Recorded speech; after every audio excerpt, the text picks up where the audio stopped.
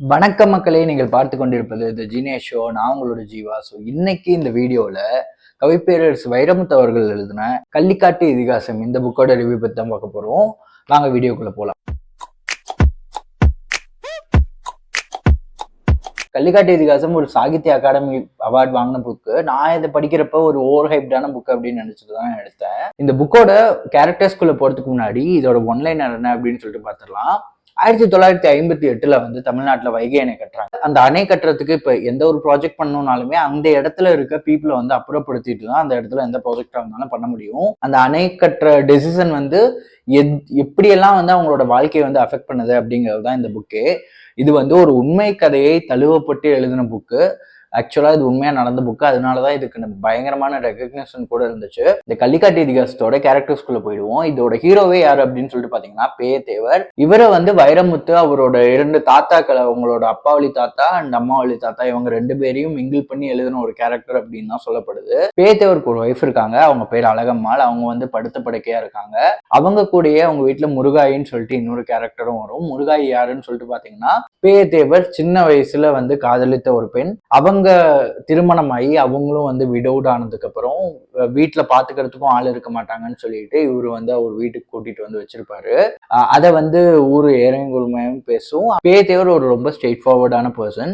அவரு வந்து அழகம்மாளை மட்டும்தான் கல்யாணம் ஆனதுக்கு அப்புறம் முழுதுமா விரும்புவாரு. முருகாய்க்கும் இவருக்கும் அந்த டிஃப்ரென்ஸ் வந்து என்னங்கிறத நான் பின்னாடி சொல்றேன். பேயத்தேவருக்கும் அழகம்மாளுக்கும் ஒரு பையன் 2 பொண்ணு. பையன் பேரு சின்னு. அவன் வந்து எதுக்குமே உதவ மாட்டான் அப்படின்னு சொல்ல முடியும். அவன் பிறந்ததுல இருந்து அவனோட வாழ்க்கையில ஒவ்வொரு முறை போவப்பையும் பேயத்தேவருக்கு வந்து ஒரு பயங்கரமான சங்கடங்களையும் இன்னல்களையும் மட்டும்தான் கொடுத்துக்கிட்டு இருப்பான். அவனால ரொம்ப கூனி குறுகி போவாரு பேயத்தேவர் சில விஷயங்கள் நடக்கிறப்ப. 2ஆவதா வர பொண்ணு யாரு அப்படின்னு சொல்லிட்டு பாத்தீங்கன்னா செல்லத்தாயி. இவங்களுக்கும் கல்யாணம் ஆகி அவரோட கணவர் வந்து இறந்திருப்பாரு. அவங்களோட பையன் தான் மொக்கராஸ். ஸோ மொக்கராஸ் வந்து இப்ப யாரு வீட்டுல இருப்பான் அப்படின்னு சொல்லிட்டு பாத்தீங்கன்னா பேயத்தேவரோட வீட்டுல இருப்பான். அப்ப இதுக்கப்புறம் என்ன ஆகும்னா செல்லத்தாய்க்கு வந்து மறுமணம் ஆகும். அப்படி மறுமணம் ஆகிறப்ப அவன் வந்து காசுக்காக கல்யாணம் பண்ணிப்பான். ஏன்னா ஒரு 50-60 வருஷத்துக்கு முன்னாடி இந்த கதை நடக்குதுங்கிறப்ப அந்த காலத்துல ஒரு பொண்ணை 2ஆவதா மேரேஜ் பண்ணிக்கிறனாலே அது வந்து ஒரு பாவமா நான் வந்து பண்றேன், ஒரு போனா போகுதுன்னு பண்றேங்கிற மைண்ட் செட் தான் அன்னைக்கும் இருந்துச்சு. இன்னைக்கும் அது அப்படிதான் இருந்துகிட்டு இருக்காது, இல்லைன்னு சொல்ல முடியாது. ஸோ அப்படி இருக்கப்ப முக்கராசை கூட அவங்க வந்து கூட்டிட்டு போக மாட்டாங்க. அவங்களையும் வீட்லயே விட்டுட்டு போயிடுவாங்க.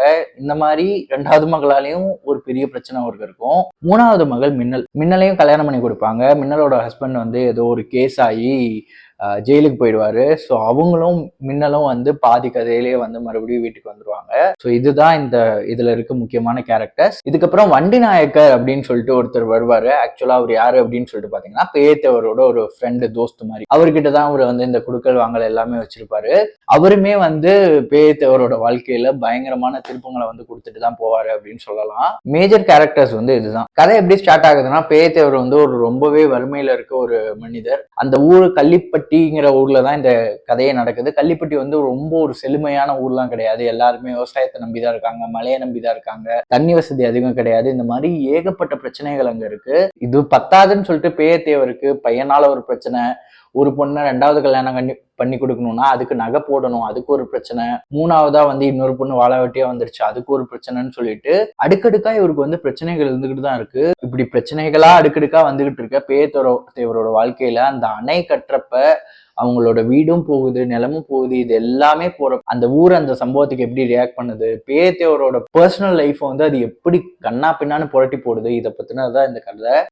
இந்த நாவல் வந்து ரொம்பவே ஒரு ஹெவி ஹார்ட்டோட எழுதின நாவலா தான் இருக்கு.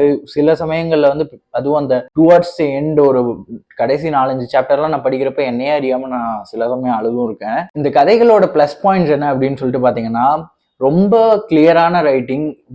இவ்வளோ கேரக்டர்ஸ் இருக்கு இல்லையா, ஆனா கதை நடக்கிறது வந்து ரொம்ப சின்ன சின்ன கேரக்டர்ஸ்குள்ளதான் நடக்கும். ரொம்ப ஷார்ட்டா தான் நிறைய கேரக்டர்ஸும் வந்திருக்கும். அதனால ஒவ்வொரு கேரக்டருக்கும் இன்டெப்தா வந்து எழுதியிருக்காரு அப்படின்னே சொல்லலாம். எந்த ஒரு நாவல் நம்ம படிக்கிற மாதிரி இருந்தாலும் அந்த கதையில வரவங்கள நம்மளால ஈஸியா இமேஜின் பண்ணி பார்க்க முடியும். அந்த அளவுக்கு ஈஸியா டீட்டெயிலா எழுதுறதுனால எல்லா கேரக்டர்ஸ் கூடயும் நம்மளுக்கு ஒரு பர்சனல் கனெக்டே இருக்கு. ஸ்பெசிஃபிக்கா பேயத்தேவரோட கேரக்டர் எல்லாம் பாத்தீங்கன்னா படிக்க படிக்க அவர் ஏதோ நம்ம வீட்டுல ஒருத்தர் அந்த மாதிரி ஒரு ஃபீலிங்க்கு நம்ம போயிடுறோம். அதுக்கு வைரமுத்து அவர்களோட ரொம்ப ஸ்ட்ராங்கான ரைட்டிங் தான் ரீசன். ரெண்டாவது வந்து என்ன அப்படின்னு சொல்லிட்டு பாத்தீங்கன்னா, எவ்வளவுதான் பிரச்சனை வந்தாலும் அதை எப்படியாச்சும் சமாளிச்சிட முடியாதா அப்படின்னு ஒரு ஏக்கத்தோட எல்லாத்தையுமே அவரோட உயிர் முதற்கொண்டு எல்லாத்தையுமே கொடுக்கறதுக்கு ரெடியா இருக்காரு வந்து பேயத்தேவர். ஆனா இதுல ஒரு பெரிய விஷயம் என்ன அப்படின்னு சொல்லிட்டு பாத்தீங்கன்னா, இது எதுவுமே அவருக்காக பண்ணிக்க மாட்டாரு. பையனுக்காக பண்ணுவாரு, பொண்ணுக்காக பண்ணுவாரு, பேரனுக்காக பண்ணுவாரு ஒழிய, ஊருக்காக பண்ணுவாரு ஒழிய, அவருக்காக பர்சனல் கெயின்னு பாத்தீங்கன்னா இந்த கதையில எதுவுமே இருக்காது. அடுத்த விஷயம் வந்து சில சமயம் அந்த புக்கை படிக்கிறப்ப நம்மளுக்கு பயங்கர கோவம் வருது. அவங்க பையன் மேல கோவம் வருது, அவங்க பொண்ணு மேல கோவம் வருது.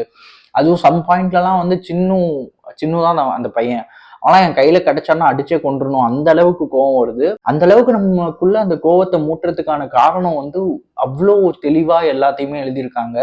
மோஸ்ட் இம்பார்ட்டன்ட் திங், இந்த புக்கை எப்படி எழுதியிருப்பாங்க அப்படின்னு சொல்லிட்டு பாத்தீங்கன்னா, வட்டார வழக்கில் தான் எழுதியிருப்பாங்க. வட்டார வழக்கில் எழுதுறதுனால நம்மளுக்கு இன்னொரு பர்சனல் கனெக்டுமே கிடைக்குது அப்படின்னு சொல்லலாம். இதுல எனக்கு இந்த கதையை வந்து நீங்க படிச்சே தெரிஞ்சுக்கோங்க. இதுல எனக்கு 2-3 ரொம்ப பிடிச்ச ஒரு சீன்ஸ் இருக்கு, அதை சொல்றேன். வீட்டுல பேயத்தேவர் அழகம்மாள் இருக்காங்க, ஹஸ்பண்ட் அண்ட் ஒய்ஃப். அதையும் தாண்டி முருகாயின்னு ஒருத்தவங்க இருக்காங்க. இப்படி இருக்கப்ப படிக்கிற நம்மளுக்கே வந்து எப்படி எதுவுமே இல்லாம இருக்கும் அப்படிங்கிற மாதிரி ஒரு தாட் பிகினிங்ல இருக்கதான் செய்யுது. அது நம்மளோட ஃபால்ட்டா கூட இருக்கலாம்.